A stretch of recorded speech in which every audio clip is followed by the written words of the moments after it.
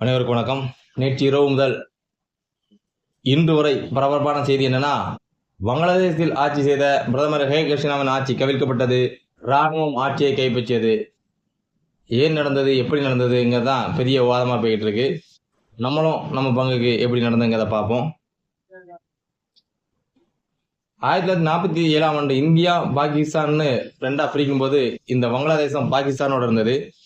1973 பாகிஸ்தான் அரசுக்கு எதிராக வங்களாதேசம் பகுதியில பெரிய அளவு போராட்டம் நடந்தது. இந்த போராட்டத்தை தலைமை தாங்கி நடத்ததுன்னா அப்போதைய அவாமி லீக் கட்சியின் தலைவர் ஷேக் முஜிபுர் ரஹ்மான் தான் போராட்டம் நடத்தாரு. 1971 மிகப்பெரிய அளவில் போராட்டம் நடக்குது. இந்த போராட்டத்துக்கு இந்தியா உதவி செய்து இதுல வெற்றி பெறக்கூடிய முஜிபுர் ரஹ்மான் தனி நாடாக வங்களாதேசத்தை அறிவிக்காரு. அந்த நாட்டோட முதல் பிரதமராகவும் முஜிபுர் ரஹ்மான் இருக்காரு. 1972 முஜிபுர் ரஹ்மான் அந்த நாட்டோட பிரதமர் என்ன பண்ணாருன்னா ஒரு 30% இடஒதுக்கீடு முறையை அறிமுகப்படுத்தாரு. எதுக்குன்னா இந்த விடுதலை போராட்டத்துல பங்கேற்றவரோட வாரிசுகளுக்கு 30% இடஒதுக்கீடு வேலை வாய்ப்பு அப்படின்னு சொல்லி அறிமுகப்படுத்தாரு. இந்த இடஒதுக்கீடு 1972 இருந்து 2008 வரை எந்த பிரச்சனையும் இல்லாம தான் போகுது. 2008 வங்களாதேசத்தில் மிகப்பெரிய வேலையின்மை பிரச்சனை உருவாகிறது. இதனால் வேலைவாய்ப்பு பாதிக்கப்படக்கூடிய மாணவர்கள்லாம் ஒன்றிணைந்து இந்த இடஒதுக்கீடுக்கு எதிராக மிகப்பெரிய அளவில் போராட்டம் நடத்தாங்க. மிகப்பெரிய போராட்டம் வெடித்தலான என்ன பண்ணாங்கன்னா தற்போதைய பிரதமர் ஷேக் ஹசீனா அந்த சட்டத்தை ரத்து பண்ணாங்க. இடஒதுக்கீடு சட்டத்தை ரத்து பண்றாங்க. இடஒதுக்கீடு சட்டத்தை ரத்து பண்ணா இடஒதுக்கீடு அனுபவிச்சும் சும்மா இருப்பாங்களா?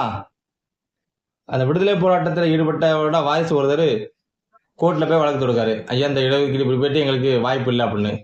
உடனே கோர்ட் என்ன பண்ணுது, மீண்டும் இடஒதுக்கீடு முறை நடைமுறைப்படுத்துங்க. அங்கு பிரதமர் ஷேக் ஹசீனா என்ன பண்ணியிருக்கணும், இது மிகப்பெரிய அளவில் போராட்டம் நடந்திருக்கு, இது பின்விளைவுகள் வருதுன்னு சொல்லி அப்பீல் பண்ணிட்டு இடஒதுக்கீடை குறைச்சிருக்கணும். ஆனா ஷேக் ஹசீனா மீண்டும் உடனே இடஒதுக்கீடை அமல்படுத்திட்டாங்க. மீண்டும் மாணவர்கள் அமைப்புலாம் பாகுபாட்டுக்கு எதிரான மாணவர்கள் அமைப்புன்னு ஒரு அமைப்பு உருவாக்கி மிகப்பெரிய அளவில் போராட்டம் நடத்தாங்க.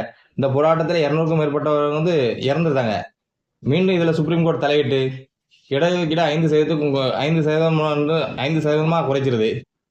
5% குறைச்ச பிறகு போராட்டங்கள்லாம் ஓரளவு தனிது. மீண்டும் மாணவர்கள்லாம் என்ன பண்றாங்கன்னா இந்த போராட்டத்துல 12,000க்கும் மேற்பட்டவங்க மேல வழக்கு இருக்கு, அவங்க எல்லாம் வழக்கை ரத்து செய்து விடுதலை பண்ணணும்னு சொல்லி மீண்டும் போராடுறாங்க. இப்படி போராட்டம் போயிட்டு இருக்கும்போது நேற்று முன்தினம் இந்த போராட்டம் மிகப்பெரிய அளவுல வன்முறையா வெடிக்கு. எல்லா கல்லூரிகளும், ஸ்கூலு, தொழிலதிபர்கள், சிறு குறு தொழில் சேர்ந்த எல்லாருமே ஒன்றிணைந்து பெரிய அளவுல போராட்டம் பண்ணாங்க. இந்த போராட்டக்காரர்கள்லாம் டாக்கா, பங்களாதேசத்தோட தலைநகர் டாக்காவை நோக்கி முன்னேறிக்கிட்டு இருக்காங்க. முன்னேறி பிரதமர் இல்லத்தை தாக்குதல்னா அவங்களோட குறிக்கோளா இருக்க அளவுக்கு அந்த அளவுக்கு முன்னேறிட்டு இருக்காங்க. உடனே ராணுவமும் காவல்துறையும் இணைந்து இந்த போராட்டத்தை ஓரளவுக்கு தடுத்து கட்டுக்கோப்புல வச்சிருக்காங்க. தண்ணி எல்லாம் பீச்சு அடிச்சு போராட்டங்கள்லாம் அமைதிப்படுத்தி வச்சிருக்காங்க. இந்த போராட்டம் இப்படி நடந்துட்டு இருக்கும்போது வங்களாதேசத்தில் உள்ள சமூக ஆர்வலர்களும் பல்கலைக்கழக பேராசிரியர்களும் இணைந்து கூட்டா ஒரு அறிக்கை விடுறாங்க. இந்த போராட்டம் முடிவுக்கு வரணும்னா ஷேக் ஹசீனா உடனடியாக பதவி விலகணும்னு. இவ்வளவு பெரிய போராட்டம் தனது ஆட்சிக்கு எதிராக நடைபெறும் போது ஷேக் ஹசீனாவும் பதவி விலக முடிவு பண்ணி நாட்டு மக்களுக்கு ஒரு 30 நிமிடம் உரையாற்றணும்னு சொல்லி கேட்காங்க. ஆனா ராணுவம் ஆட்சியை கைப்பற்றக்கூடிய நோக்கில் ஷேக் ஹசீனா உரையாற்றுவதற்கு வாய்ப்பை மறுத்து உடனடியாக நாட்டை விட்டு நீங்க வெளியேறணும், உங்களுக்கு 30 நிமிடம் டைம், நாட்டை விட்டு வெளியேறணும்னு சொல்லி ராணுவம் பிரதமர் ஷேக் ஹசீனாவுக்கு உத்தரவிடுது. வேறு வழி இல்லாம, ஏன் போராட்டக்காரர்கள்லாம் டாக்காவில் பிரதமர் இல்லத்தை நோக்கி பக்கத்துல வந்துட்டாங்க. அங்க இருந்தாலும் அவர்களுடைய உயிருக்கு ஆபத்து ஏற்படக்கூடிய சூழல் இருக்கு. வேறு வழி இல்லாம ராணுவம் ஏற்பாடு செய்த ஹெலிகாப்டர் மூலம் பங்களாதேசம் தலைநகர் டாக்காவில இருந்து பிரதமர் இல்லத்துல இருந்து காலி பண்ணாங்க. அவங்களும் அவங்களோட சகோதரியும் பிரதமர் இல்லத்திலிருந்து ஹெலிகாப்டர் மூலமா இந்தியாவுக்கு வராங்க. இந்தியாவுக்கு வந்த பிறகு பிரதமர் இல்லத்தை ஆர்ப்பாட்டக்காரர்கள் எல்லாம் ஒன்று போல ஆக்கிரமிச்சிருந்தாங்க. ஆக்கிரமிச்சு அந்த பிரதமர் இல்லத்தில் உள்ள ஷேக் ஹசீனா பயன்படுத்திய பொருட்கள், அவங்க பயன்படுத்திய ஜாக்கெட் முதல் கொண்டு எல்லாத்தையும் எடுத்து அவங்க பாடு அவங்க ஒரு போட்டோ ஷூட்டு வீடியோன்னு போட ஆரம்பிச்சிட்டாங்க. அங்க இருந்த டேபிள் எல்லாத்தையும் தூக்கிட்டு போறாங்க. ஆடு கோழி ஒண்ணு விடாம எல்லாத்தையும் தூக்கிட்டு போயிட்டு இருக்காங்க. ஷேக் ஹசீனா இப்ப டெல்லியில தஞ்சம் அடைஞ்சிருக்காங்க. அதுக்கு பிறகு தொலைக்காட்சியில தோன்றிய ராணுவ தளபதி வகார் உஸ் ஷமான் தொலைக்காட்சியில தோன்றி என்ன பண்ணாருன்னா, எப்பா போராட்டக்காரங்க கொஞ்சம் அமைதியா இருங்க, ஷேக் ஹசீனா ராஜினாமா பண்ணிட்டாங்க, இப்போ இருக்கக்கூடிய நேரத்துல ஆட்சி அதிகாரங்கள் எல்லாத்தையும் ராணுவம் எடுத்திருக்கு, இதுக்கு முழு பொறுப்பு நான் தான் இருக்கிறேன், சட்டம் ஒழுங்கை சீர்படுத்தக்கூடிய பொறுப்பு ராணுவத்துக்கு இருக்கு, அதனால மக்கள் எல்லாம் எங்களுக்கு ஒத்துழைப்பு தாங்கன்னு சொல்லி தொலைக்காட்சியில தோன்றி அறிவிச்சிருக்காரு. இப்போ ராணுவ தளபதி வகார் உஸ் ஷமான் எதிர்கட்சி தலைவர்கள் சிறையில் இருந்தாங்க, அவங்களையும் விடுதலை பண்ணி அறிவிச்சிருக்காரு. 1996 முதல்ல ஆட்சிக்கு வந்த பிரதமர் ஷேக் ஹசீனா, அதுக்கு பிறகு 2009 தொடர்ந்து 15 ஆண்டுகாலமாக இருந்த ஷேக் ஹசீனாவை ஒரு ஆர்ப்பாட்டத்தின் மூலம் ஆட்சி கவிழ்க்கப்பட்டுள்ளது.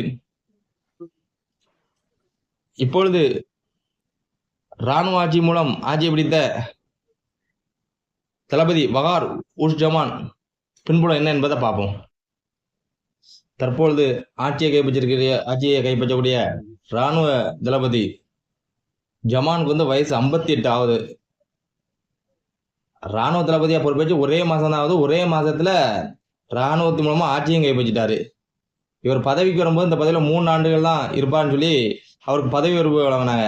ஆனா மனுஷன் ஒரே மாசத்துல எனக்கான 3 ஆண்டு பதவி, இனி இருக்கக்கூடிய காலங்கள் பூரா என தலைமையில ஆட்சி அப்படிங்கிற அளவுக்கு ஆட்சியை கைப்பற்றிட்டாரு.